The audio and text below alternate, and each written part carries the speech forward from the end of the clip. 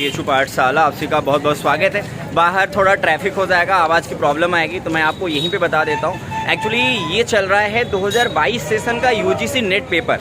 मैं उसकी ground reporting कर रहा हूँ और मेरे माइंड में बहुत सारे क्वेश्चंस भी हैं और मेरे साथ कुछ लोग भी हैं। मैं एक दो क्वेश्चन सबसे पहले अपने से बता देता हूँ। जो एप्टीट्यूड पोर्शन है वो बहुत ही ज़्यादा इजी बोल लो या मॉडरेट बोल लो, हार्ड तो बिल्कुल नहीं है। हाँ, लेकिन ये है कि यदि आपका एग्ज़ाम जो है वो NTA लेता है तो आपको सबसे ज़्यादा मेहनत करना है स्टेटमेंट बेस्ड क्वेश्चन पे, क्योंकि इन्होंने चाहे स्पेसिफिक सब्जेक्ट्स हो चाहे आपका एप्टीट्यूड पोर्शन हो, दोनों में सबसे ज़्यादा क्वेश्चन मैनिपुलेशन जो किया है वो स्टेटमेंट बेस्ड क्वेश्चन पे किया। स्टेटमेंट्स की कैसे 4 ऑप्शंस दिए और उसमें उन्होंने ABC करके कैटेगराइज कर दिया, फिर आपको बताना है कि हाँ ये सही है ये गलत है, ऐसे करके। समझ रहे हो मेरी बात?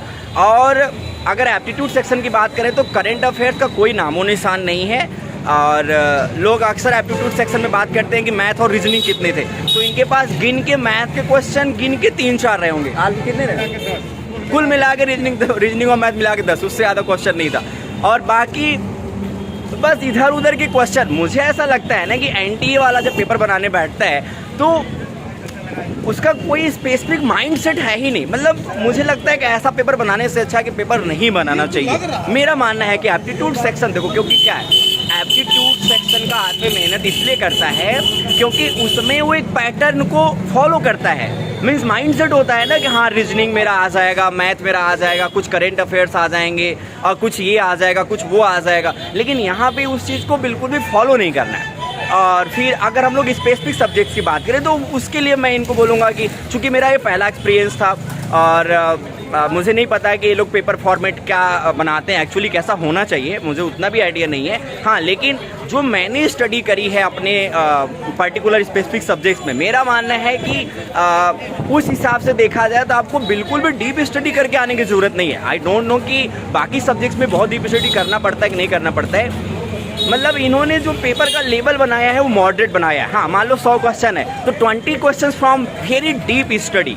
समझ रहे हो मेरी बात? मतलब इनके जो 20 क्वेश्चन है वो काफ़ी ज़्यादा डीप है, बाकी 50 एकदम मॉडरेट। हाँ, लेकिन वही मैं बोल रहा हूँ कि paper pattern and question manipulation है। कहने का मतलब ये है कि एक्चुअली मैं हेल्थ अच्छा नहीं है तो मेरी ज़ुबान थोड़ी लड़खड़ा सकती है, मेरे कैमरे थोड़े हिल सकते हैं। बाकी मैंने जितने डेटा बोला वो बहुत एग्जैक्ट बोला है, श्योर बोला है। बस मैं चाहूँगा कि एक बार कंफर्म करा देता हूँ पेपर लेवल। बस मुझे इतना बताइए पेपर का लेवल क्या रहा, इजी रहा, हार्ड रहा, आसान, कैसा लगा आपको? पेपर लेवल मॉडरेट रहा। मॉडरेट रहा और सेटिस्फाइंग था। मतलब दोनों का अलग बताइए, स्पेसिफिक सब्जेक्ट्स का अलग बताइए और एप्टीट्यूड का अलग बताइए। स्पेसिफिक जो पेपर था उसमें भी ऑप्शन दे करके ऑप्शन के अंदर ऑप्शन बेस्ट क्वेश्चन था कि अगर जिसको एक क्वेश्चन में अगर 3-4 क्वेश्चन नहीं आते हैं तो नहीं कर पाएगा। देखो पाएगा। इसीलिए पेपर लेवल का हार्ड हो जाए। लेवल जो मैं हार्ड बोल रहा हूँ ना, वो लेवल हार्ड बनाना बस ये है, जैसे कि मान लो उन्होंने मूवीज़ के नाम दे दिए और डायरेक्टर के नाम दे दिए। अब आपको जब तक 2 मूवीज़ और डायरेक्टर के नाम नहीं पता रहेंगे उसके, तब तक आप आंसर सही नहीं क्लिक कर पाओगे। एग्जैक्टली। तो कुछ इस तरीके का एक डेट वाइज दे देंगे, डेट पूछ देंगे, अगर डेट 2-3 आपको नहीं याद है तो आप मैच नहीं करा पाओगे, एलिमिनेट नहीं करा पाओगे, मैच नहीं कर पाएंगे। और बाकी एक ट्रेडिशन जो यहाँ पे ब्रेक हो रहा है वो है मैथ और रीजनिंग का। जो हम लोग माइंड सेट बैठा लेते हैं, माइंड में रहता है अरे यार बहुत रीजनिंग और मैथ के क्वेश्चन आएंगे। इवन उसके सिलेबस को काफ़ी बढ़िया से लोग कवर करते हैं, काफ़ी प्रिपेयर करना पड़ता है। और जब यहाँ पेपर देने आओ तो NTA ने अब जैसे लगता है कि वो मैथ और रीजनिंग का पूरा इतिहास खत्म करने वाला है।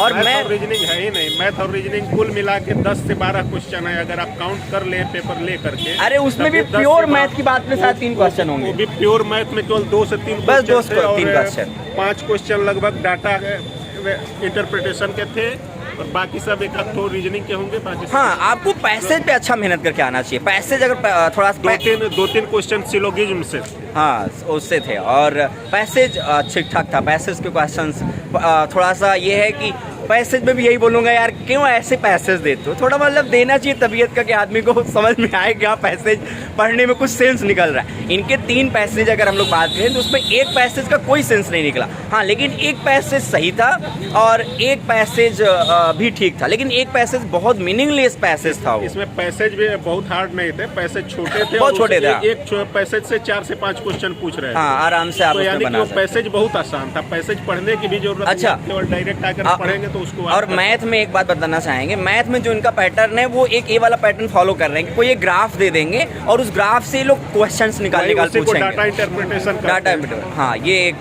था इनका, ये आप इसको फॉलो कर सकते हो। बाकी मुस्कुराते रहे, BHU पाठशाला देखते रहे, बहुत सारी शुभकामनाएं। अभी आने वाले समय में बहुत सारी UGC नेट के विद्यार्थी जो है वो एग्ज़ाम देने वाले हैं। मैं बस यही बोलूँगा कि कुछ खास प्रिपरेशन करने की ज़रूरत नहीं है यदि आपका पेपर UGC नेट NTA बनाता है तो, क्योंकि वो पेपर बना नहीं रहा। मैं नहीं सेटिस्फाई हूँ, बाकी आई डोंट नो कि क्या लोगों के व्यू हैं। पेपर बनाना अच्छा, एक दो बस इतना बताइए, कैसा रहा आपका पेपर? अभी है। अच्छा अभी है चलिए ठीक है।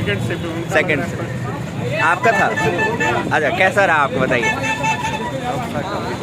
काफ़ी टफ था। अच्छा आप नहीं कर पाए, आपको मतलब टफ क्या लगा? क्वेश्चन टफ लगा या क्वेश्चन पूछने का तरीका टफ लगा? पैटर्न टफ लगा। एग्जैक्टली मैं यही बोल रहा हूँ, question are not tough, but उसका जो पैटर्न आस्किंग वे है it's really not very well, not very good. Okay, thank you so much. आप शाम में BHU पाठशाला पे देख लीजिएगा। हम लोग BHU से, आप कहाँ से हैं? वाह BHU से। अच्छा 10 साल पहले, हम लोग फ्रेशर से अभी चलिए ठीक है फिर। हाँ ओके, मुस्कुराते रहे, BHU पाठशाला देखते रहे। बहुत सारी शुभकामनाएं। हर हर महादेव।